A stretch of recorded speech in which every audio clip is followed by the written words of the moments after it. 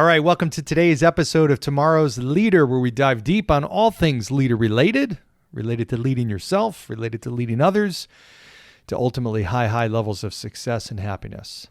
So what I want to talk about today, I've always observed that there are three different types of people. And over the years, just having met so many different people through business and social circles, I categorize those people into these three categories: thinkers, talkers, and doers. And it's interesting because there are tons of each out there. We all know them, and we can describe them, as the name indicates, probably pretty easily. Thinkers, as I think about a thinker, thinkers are people that are brilliant. I mean, they are creative. They come up with ideas. They strategize, and they could be some of the brightest people on this planet, but it doesn't typically, oftentimes, go further than that. They come up with great ideas, but they don't implement. And there's countless examples of people that have great ideas, brilliant ideas, maybe inventions even, that ultimately did nothing about it and then saw somebody invent what they had talked about or thought about for many, many years, and just they never did anything. Then there are people that are talkers.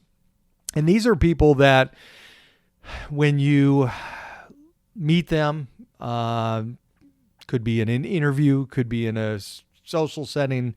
You could know this type of person. When you talk to them, you would naturally assume, based on what they say and how they say it, that they are the most successful, most accomplished person that you've ever met. I mean, they have just done so much, and they're the first ones to tell you everything that they've done. They may have just great communication skills. They may have the gift of gab or silver tongue and be able to talk eloquently in any kind of situation. But that's about as far as it goes for this type of person that I'm thinking of. They just are predominantly a talker. They know how to talk a big game, but there's really nothing much beyond that. And I've spent 20 years of my career interviewing people, and I cannot tell you how many times someone sat in front of me and presented themselves to be unbelievably successful and did a really good job of it until you start peeling back the layers and digging in and finding out exactly what this person has done, and it's really not that much.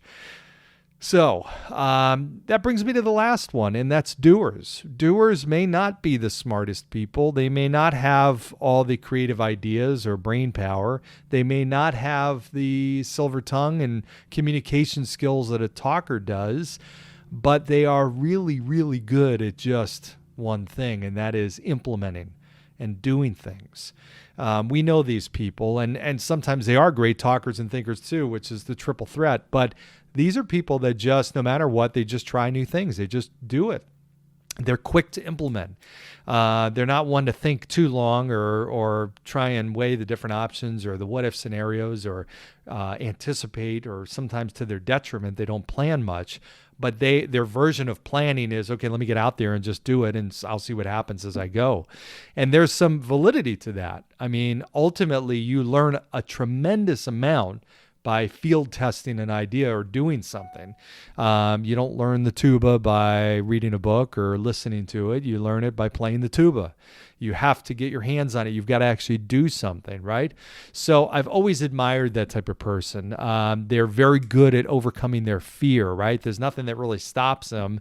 They're willing to face the risk of failure. They know that failure is a big part of ultimately big success, and it's just routine for them to get out there and try their ideas. And they may do 10 things and find that seven of them don't work. 7 of them are a flop. But now they have 3 ideas that do work, and then they'll try 10 new things. And then 7 of them may flop, and they have 3 more things. Now they have 6 things that work, right? So they just keep accumulating these things that work, these best practices. They'll hear somebody do something or watch somebody do something. They'll try it themselves. They may tweak it. They may figure out even a better way, but they're constantly in motion doing stuff. Now, what's interesting is, can thinkers or talkers become more of doers? Absolutely. And sometimes doers need to have more of the communication or the thought process and analytic ability that a thinker does. And sometimes you can just surround yourself with those types of people. But there are times where, and I've always tried to be I've always felt best when I'm moving and doing stuff and in action mode. But there's also times where I've found that I'm doing too much and need to step out of the business to work on the business and actually get into thought and strategy mode a little bit more. So there are times where you need to do that. A great implementer or doer or leader or whatnot needs to step out to actually look in and work on the business. But if you're like me, many people have ADD. I have so much difficulty trying to focus on one task for an extended period of time.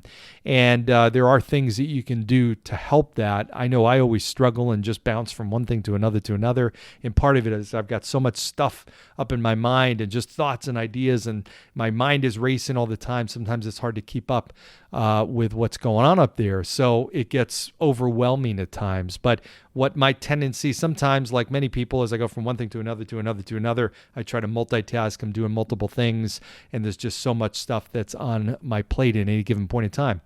And I bring that on. I like that. But the downside to that is ultimately you can't stay focused on one thing long enough. There's a great technique, and we all have something called the reticular activating system, which is basically that's the little person in our brain that decides what we're going to be paying attention to or not.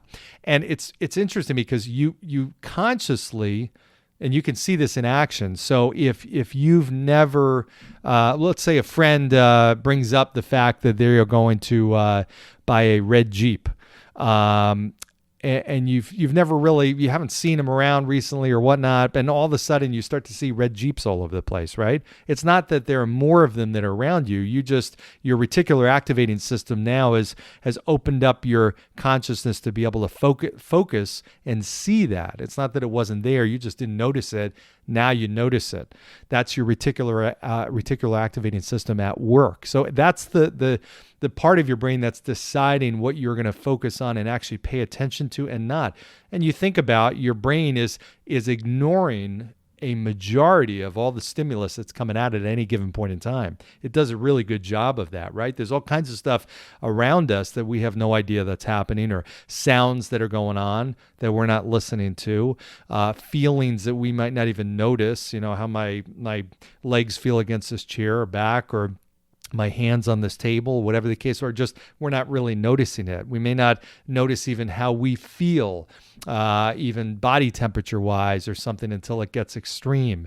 We may not notice what's passing by in front of us, or sometimes you've been so engaged on a show or movie or something like that, you don't even notice somebody coming in the room or leaving the room, right? That's your reticular activating system narrowing the focus, and all of a sudden you just block out everything else. So you have the ability to do that. There's a great technique that I learned not long ago called the Pomodoro technique. And all this is, and it's helped me dramatically, is you take, and Pomodoro is for the word chunk. You take a chunk of time. It was developed by Francisco Cirillo. You take a chunk of time of 25 minutes, because the studies show that your brain can really focus anywhere from 10 to 40 minutes best. And a 25 segment of time is a really good segment, where if you take a task and you focus on it for 25 minutes and then take a 5-minute break, and then 25 minutes and 5-minute break. Set your alarm or your timer on your phone for that 25 minutes, press start, and then just stay focused. Whether you're trying to read or study something, or you're trying to work on a project or a presentation, or make some phone calls or marketing, whatever you're trying to do, try that technique. It's incredibly effective for helping you stay focused on that given task. Then take that 5-minute break and then move back on to that task or a different task. What's really interesting about that, your brain is really sharpest right at the beginning of that 25-minute segment and at the end. So if your segment of time that you're working on something is for an hour, then in the middle, I might remember the beginning and the end. The middle is where I really kind of lose focus and forget everything that I've learned or tried to focus on. If it's a 25-minute segment of time, I'm now retaining much more of that 25 minutes of brain flow and activity there. So really, really interesting technique. But what I encourage you to do, back to the thinker, talker, doer, is pay attention to the world around you. Pay attention to the people in your circles, and think through and identify and observe who are what type of person. Surround yourself with maybe the type of person that you're not, but realize everything in life comes from doing, not just thinking or talking about it, but you have to take action. Sometimes it's that tough phone call or tough conversation. Sometimes it's stepping outside your comfort zone. Sometimes it's going to the gym, or sometimes it's not doing stuff that you want to do, and ultimately putting yourself on the path. So doing can sometimes mean not doing. It's restraint against doing something that's maybe not in your best interest or aligned with your goals. So there's my 8 minutes, 10 minutes of value to you today. Hope it was helpful.